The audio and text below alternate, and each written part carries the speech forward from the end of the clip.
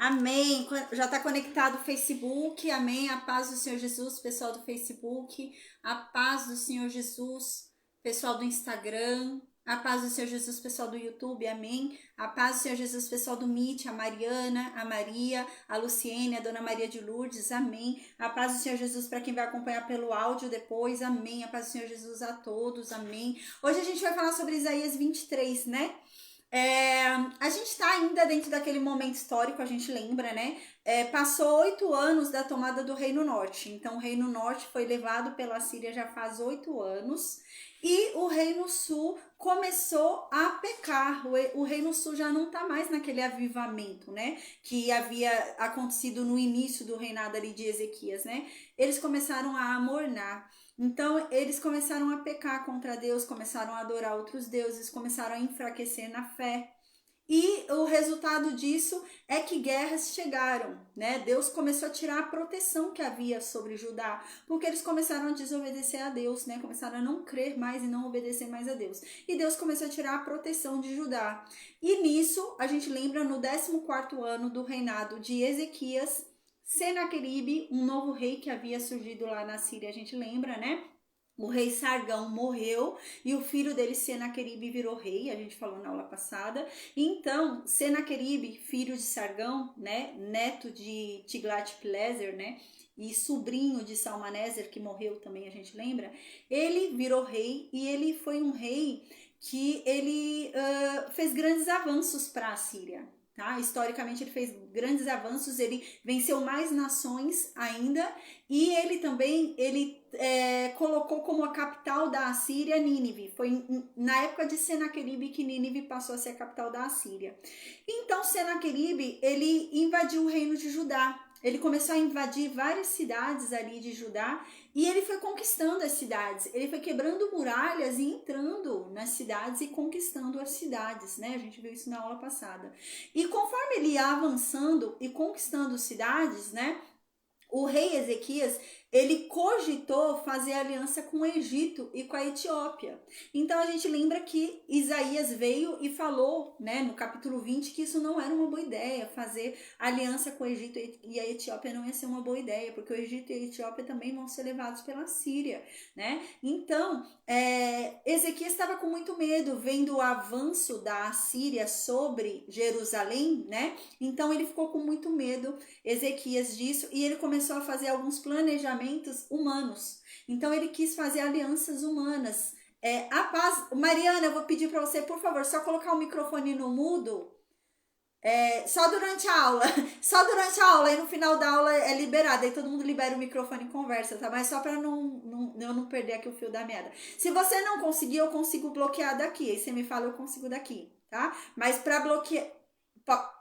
Então, licença, vou bloquear, tá? Ah, bloqueou, amém, ela bloqueou, amém. Então, gente, a gente lembra, né, que a Síria começou a avançar sobre Jerusalém. E estava chegando em Jerusalém, realmente.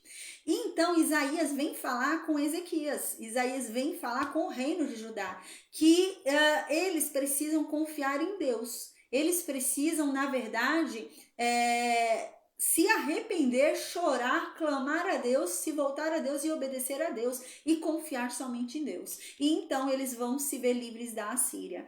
Qualquer outra hipótese não vai livrá-los da Síria. E Isaías vem falando isso, né? Só que o que Ezequias fez, a gente lembra? Ezequias fez o quê? Ezequias, vendo que a Síria está avançando, Ezequias vai e fecha os portões da cidade de Jerusalém para se proteger, para proteger a cidade.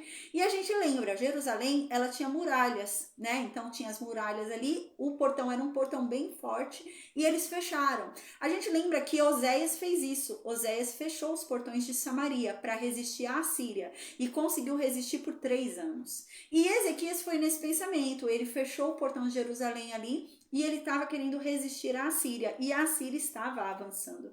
E Isaías disse para Ezequias, né? Na aula passada a gente viu, Isaías fala para Judá, é o seguinte, hoje é o dia de muralhas caírem.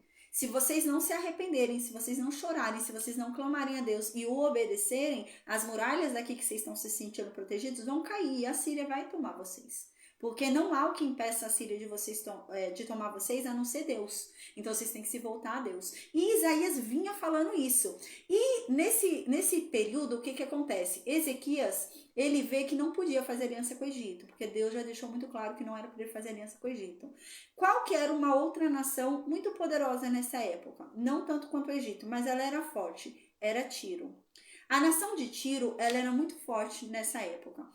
Ela era uma nação que dominava os mares. Ela era conhecida como a nação que dominava os mares. Gente, a nação de Tiro, né, ela fazia todo o comércio marítimo. Então, ela dominava navios. Né, era conhecida como a nação dos navios, a nação dos mares. Então, eles eram conhecidos pela riqueza. Eles eram realmente muito ricos, né?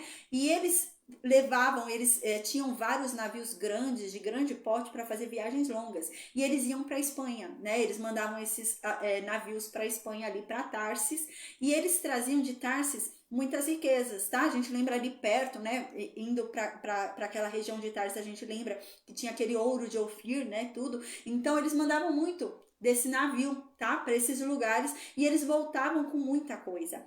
E Tarsis, essa cidade de Tarsis, lá na Espanha, era uma colônia de Tiro. Então, ela era uma nação que foi conquistada por Tiro. Então, Tiro ia lá e pegava tudo que queria daquele lugar. Todas as riquezas que tinha naquele lugar, ele vinha e trazia de navio, tá? Então, para a gente entender o capítulo 23 agora, a gente tem que entender a grandiosidade que era essa nação de Tiro, tá? Então, o que era a nação de Tiro? Era uma nação fenícia, tá? Então, era uma nação fenícia. A nação de Tiro, essa cidade de Tiro era a primeira da Fenícia, era a mais forte da Fenícia. Para a gente lembrar da Fenícia, quem é da Fenícia? Para a gente lembrar qual o poder da Fenícia, né? A Fenícia, ela influenciava muito Israel, muito. Na Fenícia a gente conheceu Jezabel, era da Fenícia, era uma rainha fenícia, tá? Então, da Fenícia a gente conheceu na época de Salomão. Salomão, ele fez uma aliança com o rei de Tiro, na época dele, e o rei de Tiro mandava os navios para trazer e para ajudar ali a pegar todas as coisas, os instrumentos para a construção do templo.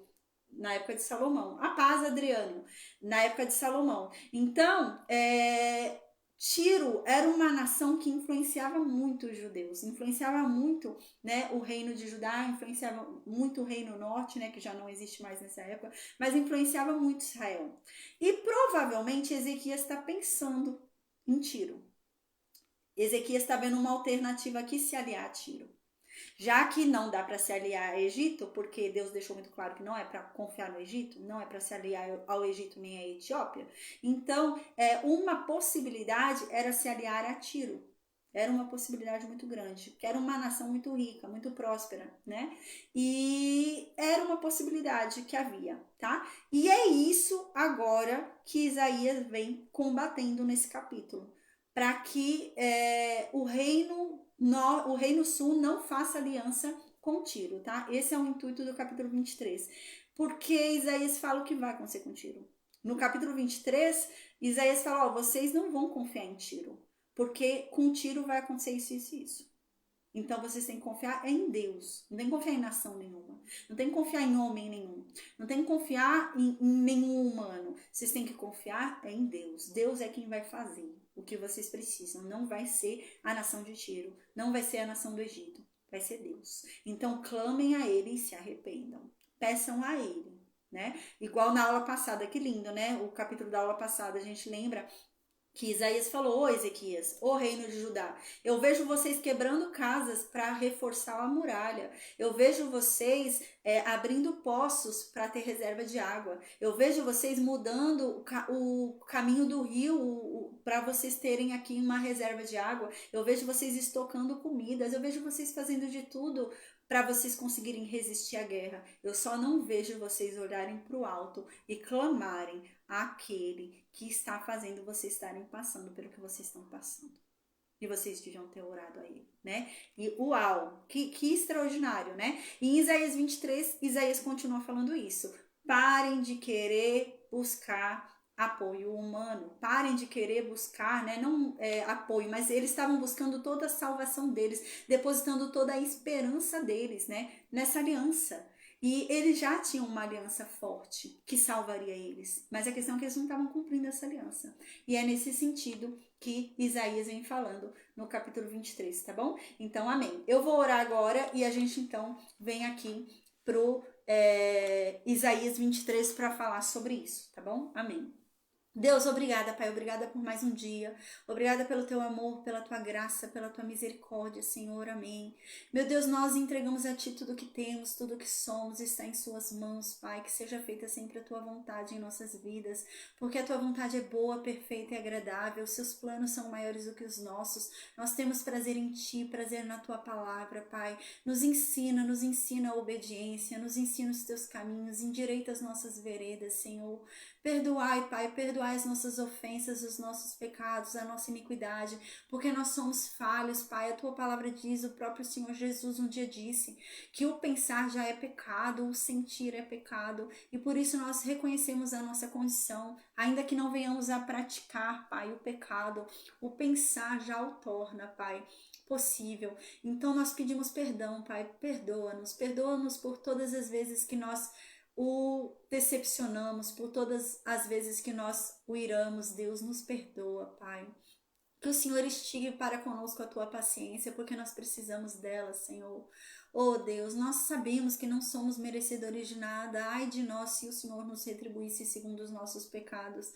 Mas na tua palavra está escrito que o Senhor não é um Deus que retribui segundo os pecados, mas sim o Senhor é um Deus que abençoa até 1000 gerações daqueles que te temem, daqueles que te buscam e te amam.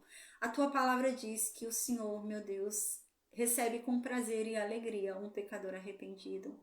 A tua palavra diz, Senhor, que o Senhor abençoa um filho que é recebido em teus braços.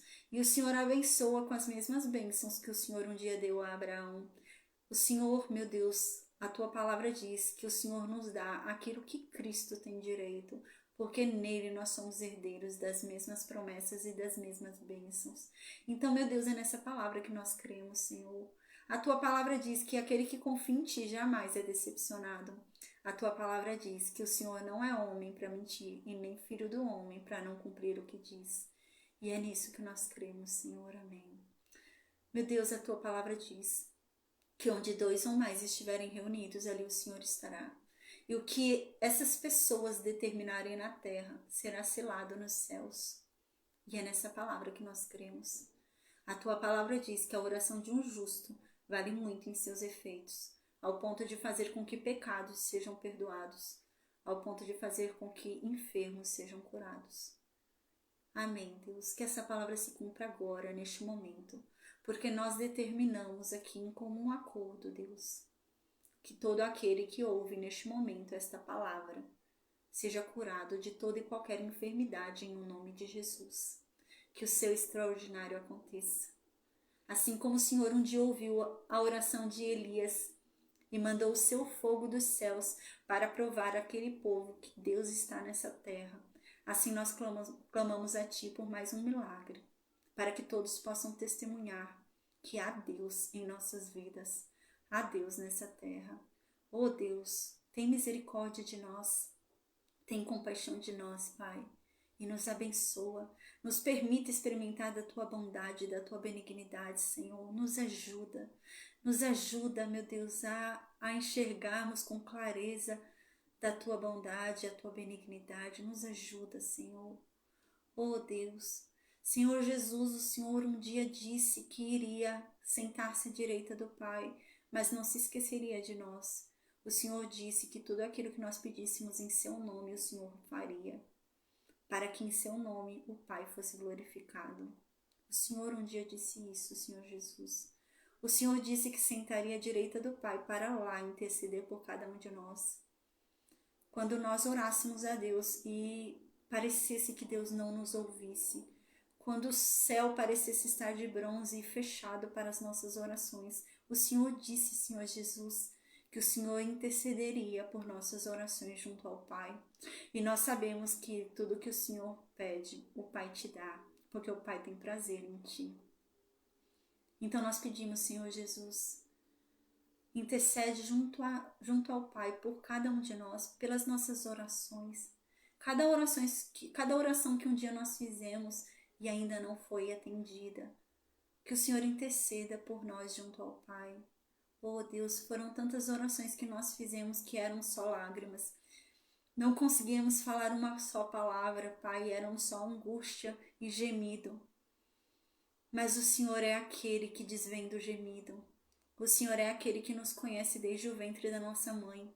O Senhor é aquele que nos conhece mais do que nós mesmos nos conhecemos. O Senhor é aquele que sonda os nossos corações e sabe decifrar os desejos da nossa alma. Oh Deus, faz ainda hoje os seus milagres. Mostra mais uma vez o teu poder nessa terra, Deus. Manifesta a tua glória através das nossas vidas, Senhor. Oh, meu Deus, nos faz ser um testemunho vivo do teu poder. Porque tu podes, Deus. Só tu podes. Para quem mais nós recorreríamos? Para quem mais nós suplicaríamos? Se o Senhor é o governador de tudo, se o Senhor é o criador de todas as coisas, se o governo de tudo está em suas mãos, Deus. Ó Senhor Jesus, nós reconhecemos a sua autoridade, que apenas com um falar, o que o Senhor disser acontece. Ó Deus, nós sabemos que se o Senhor quiser, o Senhor nos cura. E nós cremos, assim como o Senhor um dia disse na Bíblia, que o seu querer é nos curar.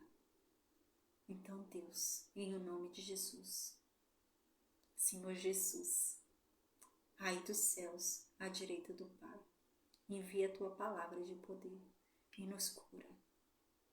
Intercede ao Pai por cada um de nós, para que Ele atenda as nossas orações. Espírito Santo, o Senhor Jesus nos deixou aqui conosco para nos consolar e para nos trazer toda a experiência do reino dos céus nessa terra.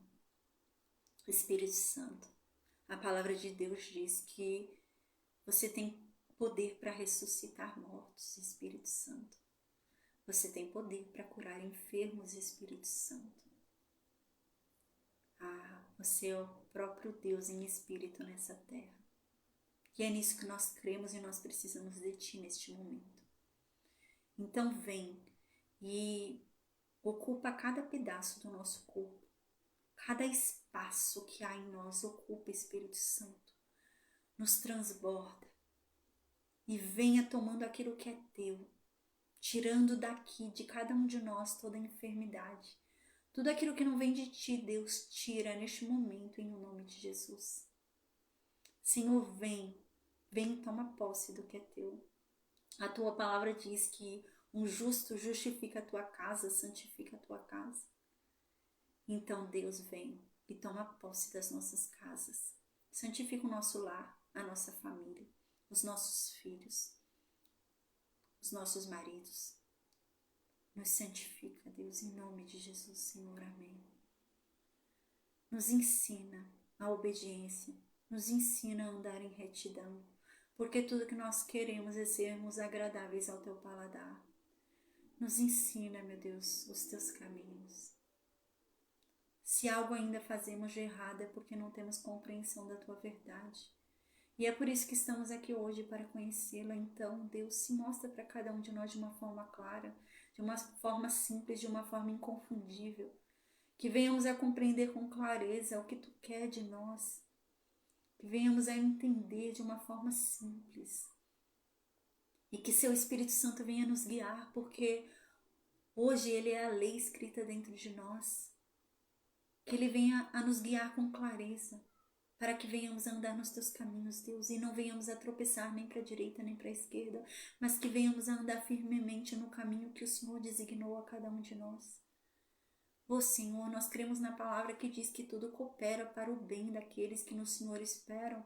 Então nós cremos que até o mal que nós experimentamos, até o mal que nós estamos vivendo, cooperará para o nosso bem. Porque é isso que a Tua palavra diz e ela não mente. A Tua palavra diz que os Seus planos são maiores do que os nossos e que eles não podem ser frustrados. A Tua palavra diz que a Tua vontade é boa, a Tua vontade é perfeita e ela é agradável. Então que a Tua vontade seja feita e não a nossa. A tua palavra diz que o Senhor só tem pensamentos bons ao nosso respeito. O Senhor só deseja o bem a cada um de nós. O Senhor quer nos trazer vida e não a morte.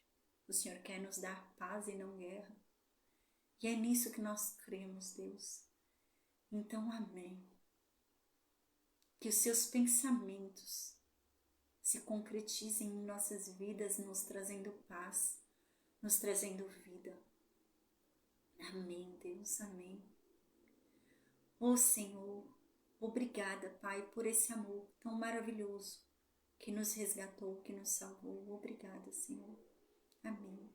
Senhor Jesus, obrigada pelo sacrifício naquela cruz. Sacrifício que jamais conseguiremos mencionar, mensurar, mas que nós sabemos que foi muito caro. O preço foi muito alto. Obrigada por não ter desistido de nós. Obrigada por nos fazer sentir que somos verdadeiramente amados, incondicionalmente amados. Obrigada, Senhor Jesus, obrigada. Meu Deus, que o Senhor nos livre de todo mal, Senhor. Que o Senhor nos guie pelas suas águas tranquilas, pelas suas águas mansas, em mansidão. Que o Senhor venha com a sua voz mansa aos nossos ouvidos, nos falar coisas agradáveis e boas, como a tua palavra diz.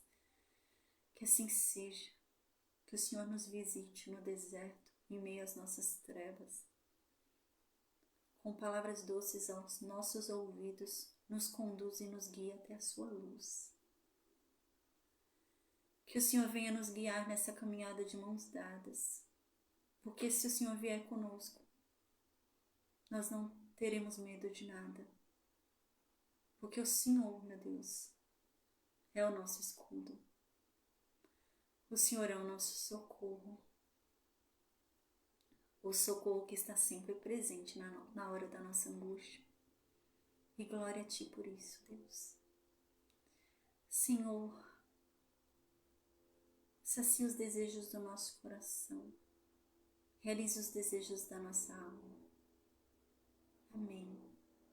Que nada nos falte, que o Senhor supra todas as nossas necessidades. Que o Senhor cresça e que venhamos a diminuir.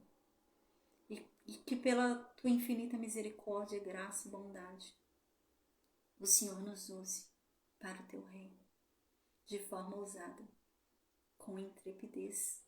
Venhamos a passar adiante tudo aquilo que nós estamos aprendendo de Ti. Amém.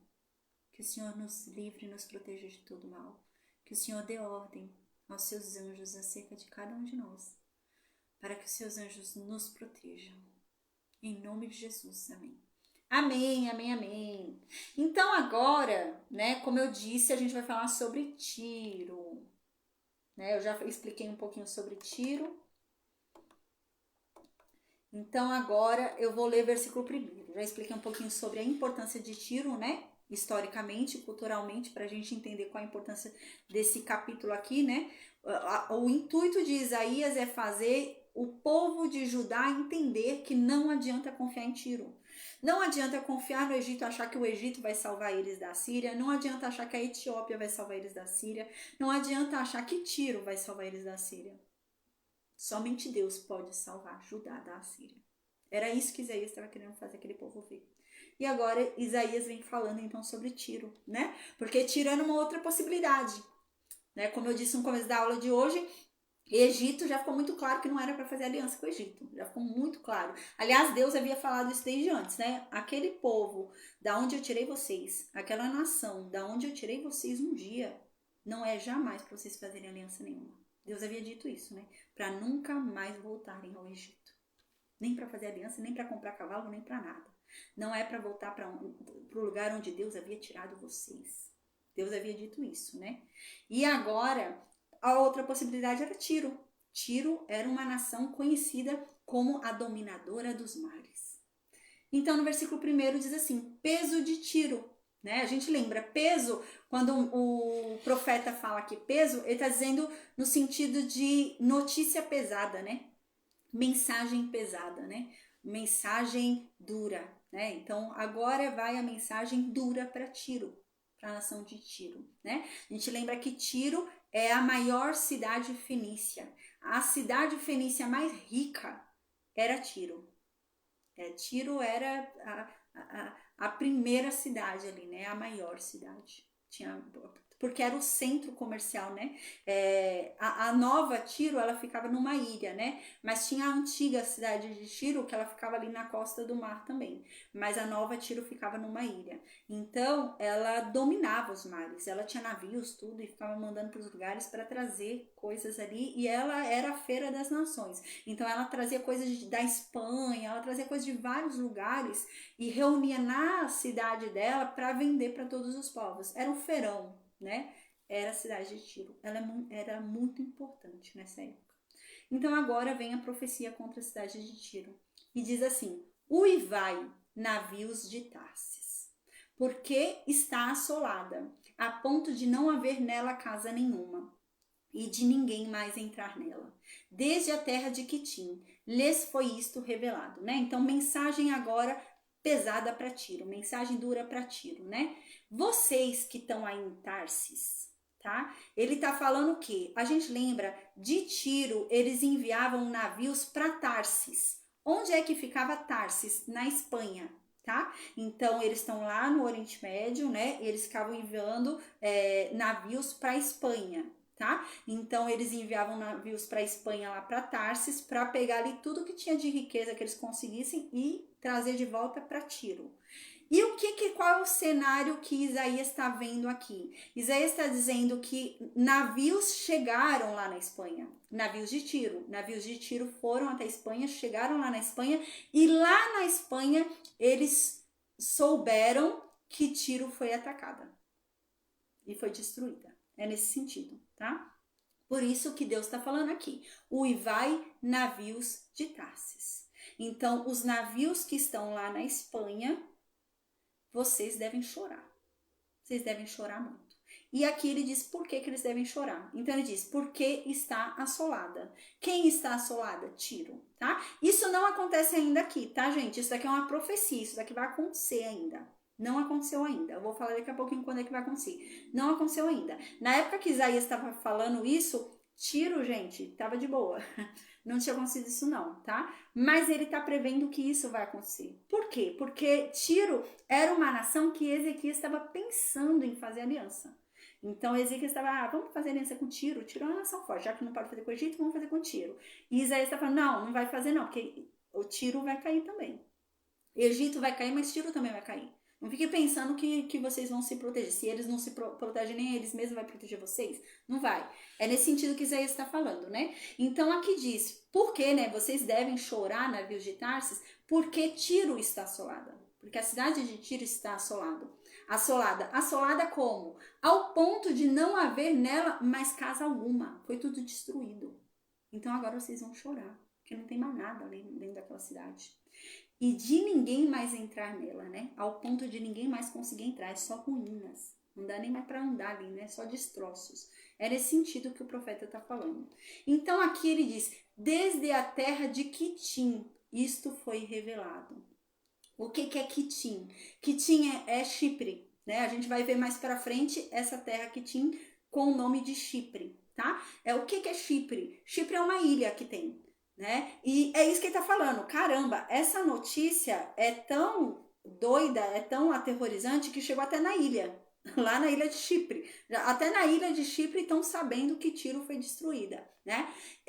A ilha de Chipre era uma ilha que necessitava de Tiro, necessitava muito de Tiro. Era uma ilha.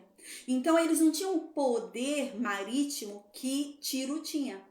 Então eles não conseguiam pegar mar e sair de Chipre e ficar indo nos lugares comprar o que eles precisavam. Eles não tinham esse poder.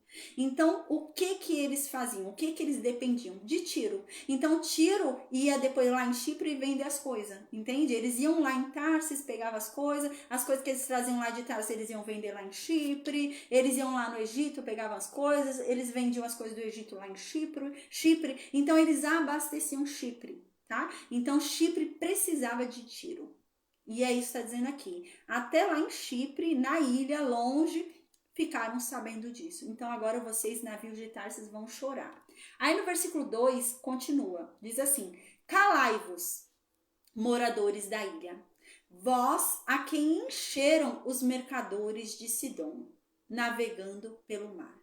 Tá? Aqui, quando ele fala para vocês ficarem quietos, moradores da ilha, porque vocês encheram, né, os mercadores de Sidom e fizeram eles ficarem navegando pelo mar, ele não está falando da ilha de Chipre. Ele está falando da ilha de Tiro, tá? Existiam, gente, duas Tiros nessa época. Existia a Tiro, a cidade de Tiro, que ficava na costa mar. E existia a Nova Tiro. A Nova Tiro ficava numa ilha, tá? Ela vai chegar a ser invadida pela Síria. Ela ficava numa ilha e o que eles fizeram? Eles criaram essa Nova Tiro numa ilha e ela tinha muralhas, tudo, ela era protegida. Gente, era quase que impossível você invadir ali. Se tivessem vindo alguns navios para atacar, a cidade de Tiro se prepararia, né? Não daria tempo de você armar uma emboscada e pegar a cidade. Era uma coisa muito bem, né, estruturada, que eles achavam ser inalcançável. Então era numa ilha. E o que eles faziam nessa ilha? Eles levavam as maiores riquezas para estocar. Eles faziam estoque das riquezas que eles ficavam pegando aí por meio marítimo, tá? E eles estocavam nessa ilha. E nessa ilha também eles construíam templos, né? E faziam estoque de todo o ouro, de toda a riqueza, tá? E é isso que Deus está falando aqui. Que os moradores dessa ilha vão chorar. Porque até essa ilha vai ser pega. E a gente vai ver que vai. Ela vai ser conquistada pela Síria, vai ser conquistada depois, mais pra frente, pela Babilônia. E com Alexandre o Grande, no Império Grego, ela vai ser destruída. Isso daqui que está sendo dito aqui vai ser cumprido lá no Império Grego. Quando houver lá o Império Grego, com Alexandre o Grande, que a gente foi estudar, quando ele vier para conquistar Tiro, ele vai destruir tudo. Vai destruir como está sendo falado aqui, né? E então é isso que Deus está dizendo aqui, né? Cala a boca, vocês fiquem calados, vocês aí moradores da ilha de Tiro, né? Vocês vão ficar quietos, eu não quero ouvir o choro de vocês. Porque vocês, na verdade, ficaram enchendo os mercadores de Sidom. Na verdade, vocês incentivaram tudo que aquele povo fez, vocês incentivaram, né? Quem é Sidom? Né? Sidom é a segunda maior cidade da Fenícia. Tiro era a maior cidade e Sidom vinha logo em seguida. Então, Sidom era uma cidade muito importante também para a Fenícia. Tá? A gente lembra a Fenícia aí, tem a Jezabel, né? Tem nomes aí que a gente tem uma ideia aí da Fenícia, né? E nesse sentido, Sidom é a segunda mais importante cidade fenícia, tá? Então, vocês ficaram incentivando o povo de Sidom a ficar navegando pelo mar. E então agora vocês vão chorar, parem de ficar chorando. Aí no versículo 3 diz: através das vastas águas vinha o cereal dos canais do Egito e a ceifa do Nilo. Como a tua renda, Tiro, que vieste a ser a feira das nações. Aqui o profeta está dizendo, o profeta está falando que essa nação de Tiro ia até o Egito, pegava lá no Egito as colheitas. A gente lembra que o Egito, ele era banhado ali, né, pelo rio Nilo, né, tinha o mar ali, né, então o Egito tinha muita água e ele produzia muito, o Egito produzia muito, ao ponto de exportar o que produzia. Então ele pegava a produção dele, o Egito, e vendia. Aí então ele dava para Tiro, né, ele vendia para Tiro sair vendendo para as nações o que ele produzia, o Egito. É isso que está dizendo aqui. Através das vastas águas, né, por causa das vastas águas, né, pela navegação marítima, né, vinha o cereal dos canais do Egito, né? Então, por conta desse poder marítimo que Tiro tinha, Tiro pegava o cereal que era produzido. Ai, gente. Peraí que desconectou aqui o Instagram.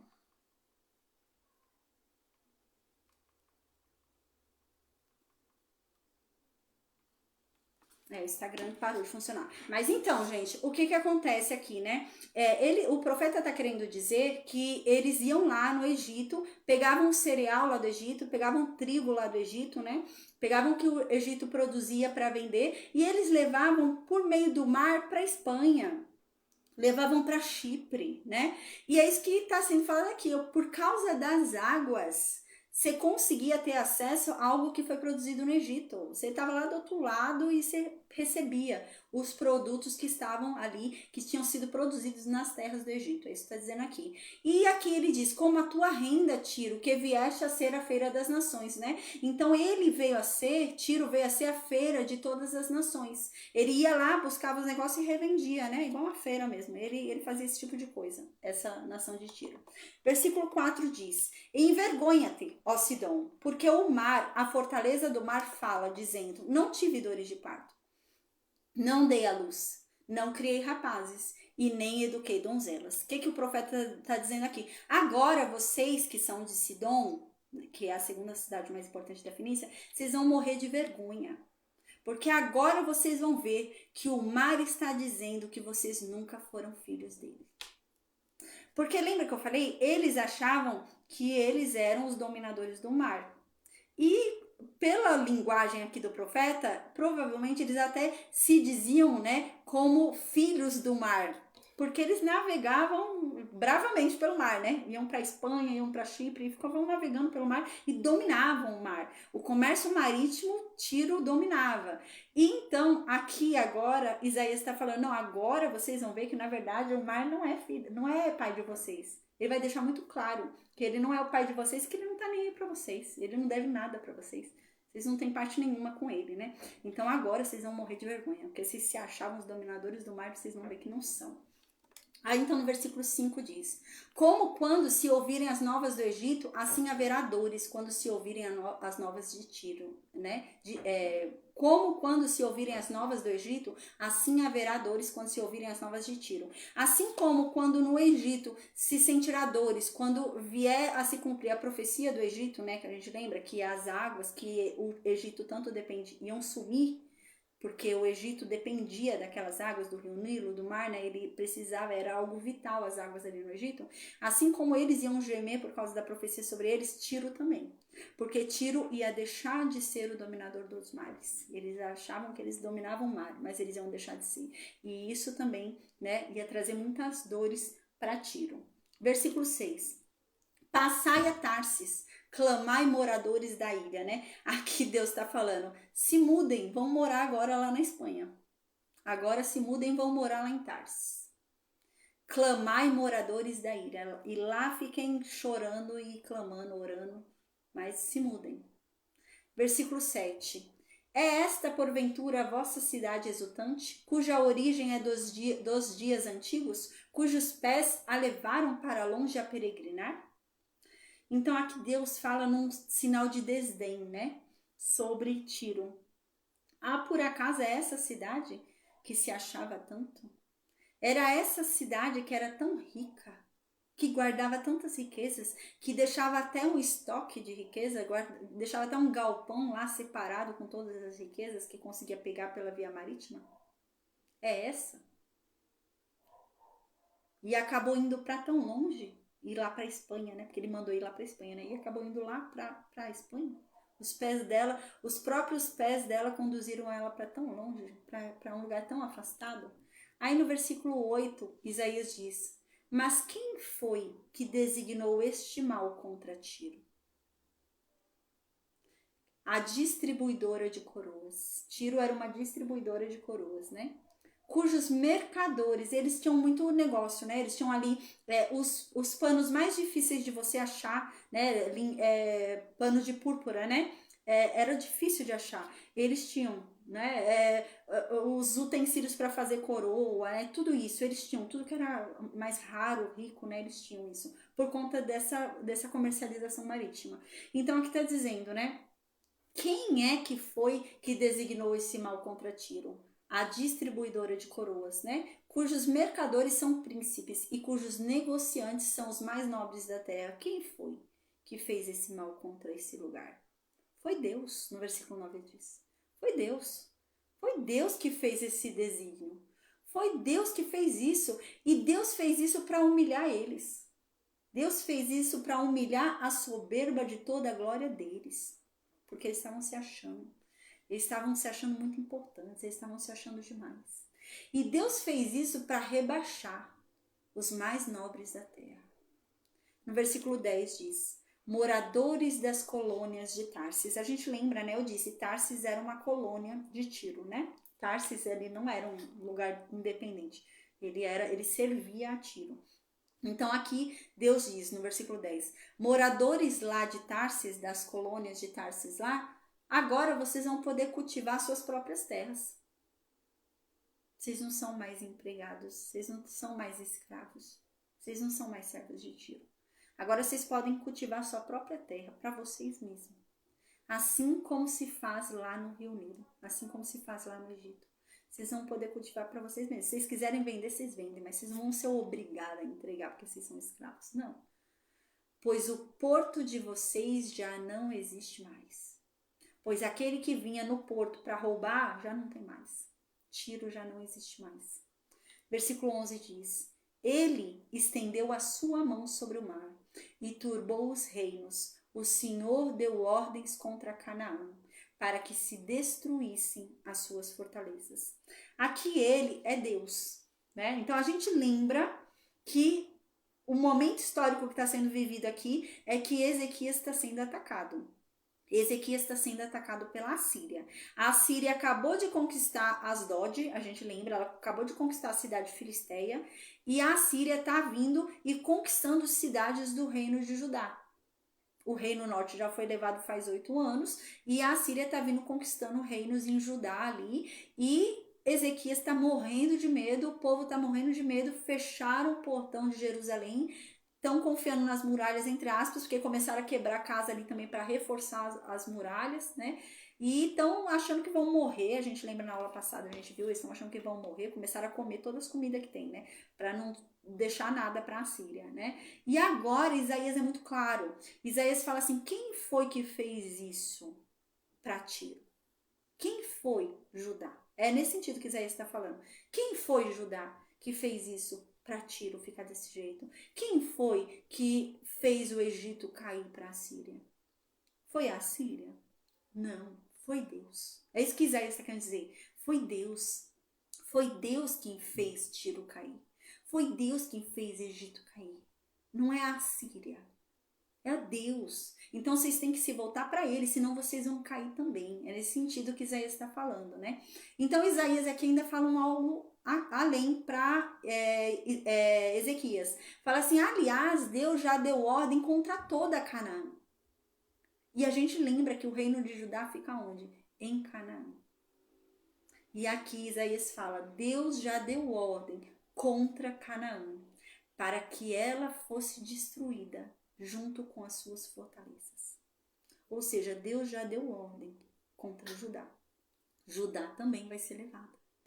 A Fenícia está sendo levada, os filisteus foram levados e Judá vai ser levada também. A não ser que vocês se voltem àquele que está fazendo isso, porque é Deus que está derrubando Tiro. É Deus que está derrubando o Egito. E é Deus que vai derrubar Judá, se vocês não se arrependerem e não se voltarem a ele. É nesse sentido que Isaías está dizendo. Aí no versículo 12 diz: E disse, nunca mais exultarás de alegria, ó oprimida virgem, filha de Sidom. Levanta-te, passa a Quitim, e ainda ali você não terá descanso, né? Então aqui Deus está dizendo, e eu te digo mais. Depois da primeira invasão, você nunca mais vai ter descanso. Isso ele está falando, não é sobre Judá, isso ele está falando sobre Tiro. Então ele está dizendo, ó Sidom, ó Tiro, eu digo mais. Depois da primeira invasão, Sidom e Tiro jamais vão ter descanso. Se ela quiser, ela pode até se mudar para a ilha em Chipre. E ainda ali, ela não terá descanso. E gente, é o que vai acontecer, né? Depois que tem a primeira invasão pelos assírios, eles vão tentar lutar ali, tentar resistir ali, né? O reino de Tiro não vai dar certo, vão ser tomados pela Síria. Depois vem a Babilônia e toma também. Eles tentam resistir, não dá certo, toma também. Aí depois vem, né? O Império Grego, né? Vem o Medo-Persa, toma eles também, depois vem o Império Grego e destrói eles, né? Aí destrói totalmente eles, tá? E é nesse sentido mesmo, eles não têm descanso não. Aí no versículo 13 diz, vede a terra dos caldeus. Gente, agora ele vai lançar uma profecia, que é uma profecia sobre a Babilônia, né? A gente lembra que durante o reinado de Ezequias, durante o império da Assíria, a Babilônia não era nada. Babilônia não era um império, não era nada ainda. Mais para frente, 100 e poucos anos depois da tomada do Reino Norte, né?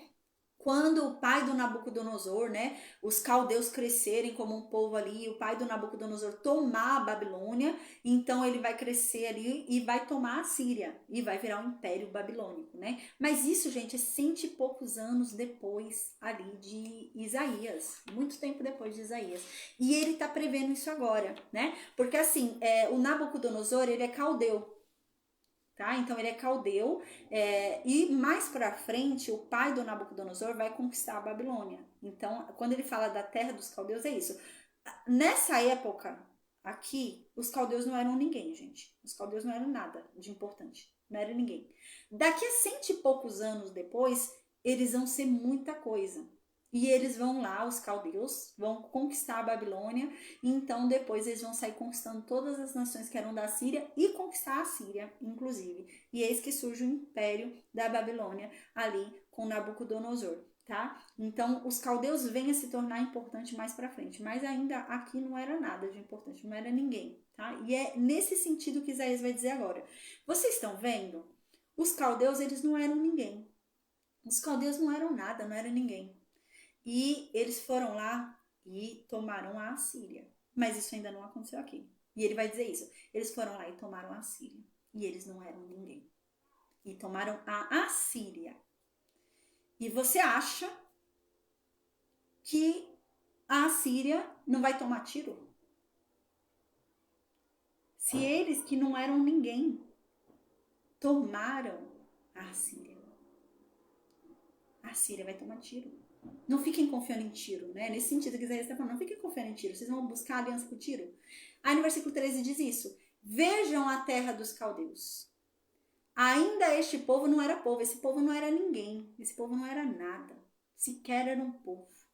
Não era nem considerado um povo, os caldeus. A Assíria o fundou para os que moravam no deserto. A Síria fundou esse lugar para os que não tinham moradia, para os que ficavam andando aí, nômades, né, andando peregrinos aí. A Síria montou ali, eles não eram ninguém, gente, não era nada. Então eles levantaram as suas fortalezas e edificaram os seus palácios. Porém, os caldeus converteram a Assíria em ruína. Isso só vai acontecer, gente, muito tempo mais pra frente, como eu disse, com ali o pai do Nabucodonosor, com Nabucodonosor, né, conquistando ali a Síria, tudo bem mais pra frente. E caramba, ele já tá falando sobre isso, né? E é nesse sentido que ele tá falando, se os caldeus, que não eram ninguém, foram levantados para destruir a Síria, você acha? Você tá confiando em tiro por quê? Você tá achando que tiro vai te proteger? Não vai. Aí no versículo 14... Uivai, navio de Tarsis, porque está destruída a vossa fortaleza, né? Então chorem mesmo os navios aí da Espanha, né? Que Tiro mandou para a Espanha, vocês devem chorar mesmo, porque a fortaleza de vocês lá, né? Em Tiro foi destruída, foi acabada. Versículo 15. Naquele dia, Tiro será posta em esquecimento por 70 anos, conforme os dias de um rei. Porém, no fim de 70 anos, Tiro cantará como uma prostituta. Gente, aqui essa profecia, historicamente eu tentei estudar, eu não achei nada assim sobre 70 anos, historicamente, que tenha acontecido ali com a nação de Tiro. Mas uma coisa é certa, assim, ele tem a primeira invasão, que é a invasão pela Assíria. A primeira invasão que tem é ali com Salmaneser, Senaqueribe, tá? Então a gente tá nesse período já perto dessa primeira invasão, que a gente tá no reinado de Senaqueribe, né? Então já tá perto dessa primeira invasão aí. Mas a primeira invasão, eles não deixam de ter liberdade, eles ainda têm muita liberdade comercial, muita liberdade econômica ainda. A nação de Tiro. Então, eles não ficam muito presos, tá? Então, eles ainda continuam tendo liberdade, até porque quando eles são conquistados pela Assíria, eles são conquistados, mas só para pagar tributo. Então, a Assíria tem um interesse que eles ganhem. Então, a Assíria deixa eles desbravarem o mar, tá? Então, não está se referindo à Assíria, porque quando a Assíria conquista Tiro, a Síria continua deixando eles desbravarem o mar. Então vem a Babilônia, e a Babilônia conquista Tiro. Mas a Babilônia também ainda deixa eles desbravarem o mar, para eles irem pagando tributo para a Babilônia, tá? Mais para frente, em Alexandre o Grande, ali no Império Grego, aí sim, aí Alexandre o Grande destrói. Alexandre vai, invade a ilha de Tiro, invade Tiro e destrói mesmo, faz Tiro ficar em ruínas. E não pede tributo nem nada, ele só destrói mesmo, né? E a gente vê isso acontecer só lá no Império Grego, né? Então passa ainda o Império Assírio, passa o Império Babilônico, passa o Império Persa, aí vem o Império Grego. Então aqui diz que vai ficar 70 anos, né, ali esquecida, tá? Então provavelmente é esse período aí, né, de tribulação aí que tem, tá? Provavelmente seja isso, né? Mas historicamente eu não achei nada assim sobre esses 70 anos. Mas no versículo 16 diz, né? Então, depois dos 70 anos, vocês voltarão a cantar, mas vocês cantarão como uma prostituta. Vocês não voltarão com dignidade. Vocês vão voltar sem moral nenhuma, nesse sentido, né? Aí no versículo 16 diz: toma a harpa, rodeie a cidade, ó prostituta. Entregue ao esquecimento. Faça doces melodias. Canta muitas canções, para que haja memória de ti. Então, depois disso, desse abalo todo que vai ter, ela vai tentar voltar depois de 70 anos, mas ela já não vai voltar mais a mesma, não vai ser mais vista com os mesmos olhos, não vai ser mais respeitada, não vai ser mais a cidade que ela era antes, né? Ela vai voltar como uma prostituta. E ela vai ser como aquela prostituta que tem que ficar falando bem alto para ser lembrada, né? Ficar fazendo bem escândalo para ser notada. E é nesse sentido que tá falando aqui, que ela vai voltar desse jeito. Provavelmente está se falando no pós, né, conquista do Império Grego aqui, porque realmente depois do Império Grego ali ela cai totalmente, né?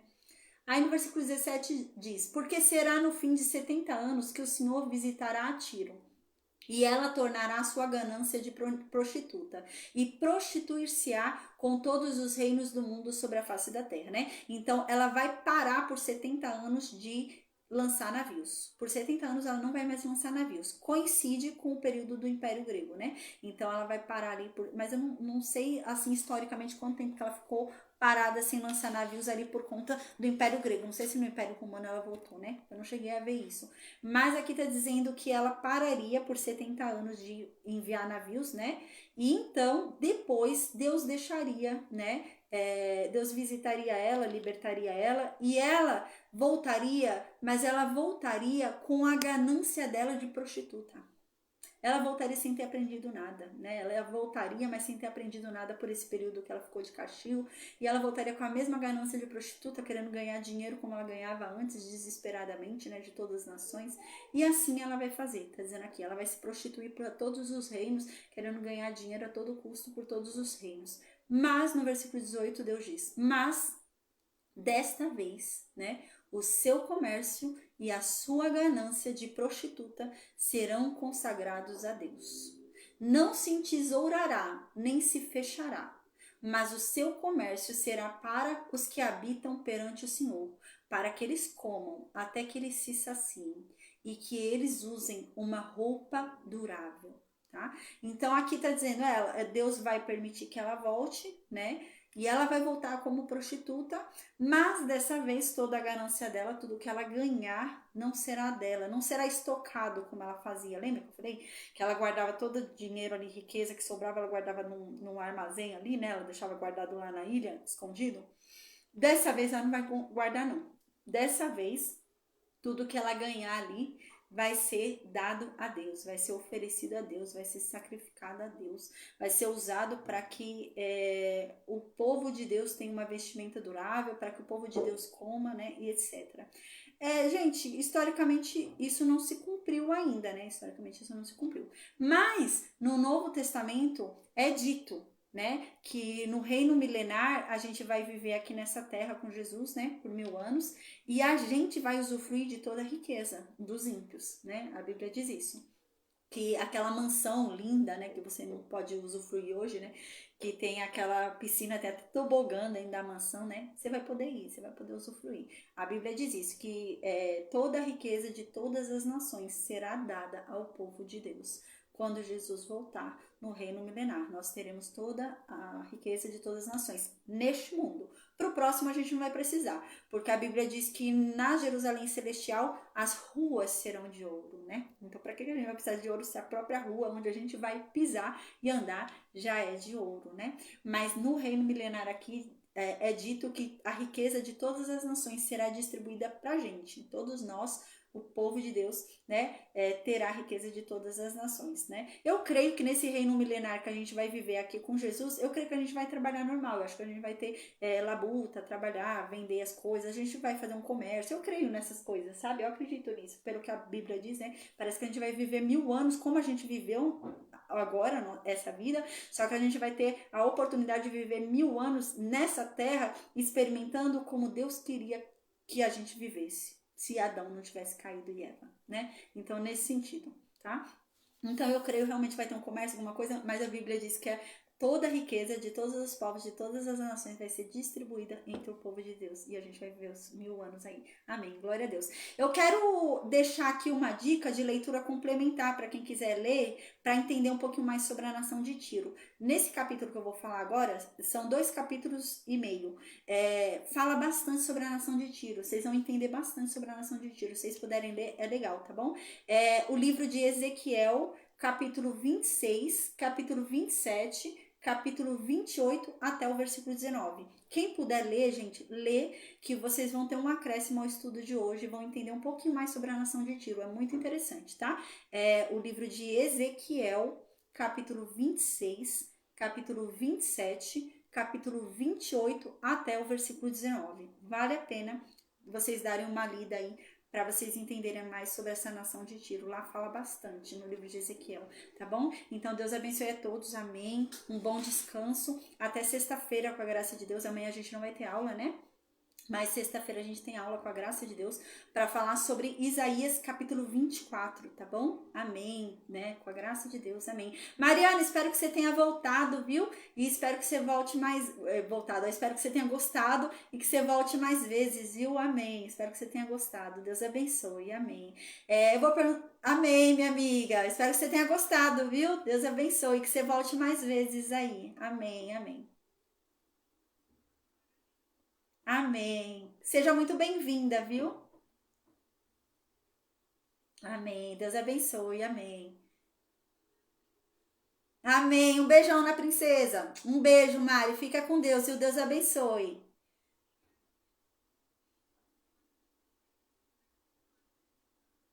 Amém. Obrigada, minha amiga. Deus te abençoe. Um beijão. Amém. Um beijo. Fica com Deus. Amém. Amém. Luciene, a Luciene falou que não tem nenhuma dúvida, né? Luciene, a paz do Senhor Jesus, viu? Bom descanso, uma boa noite e até sexta-feira com a graça de Deus, amém. A Maria também falou que não tem nenhuma dúvida, amém. Maria, Deus te abençoe, bom descanso, viu?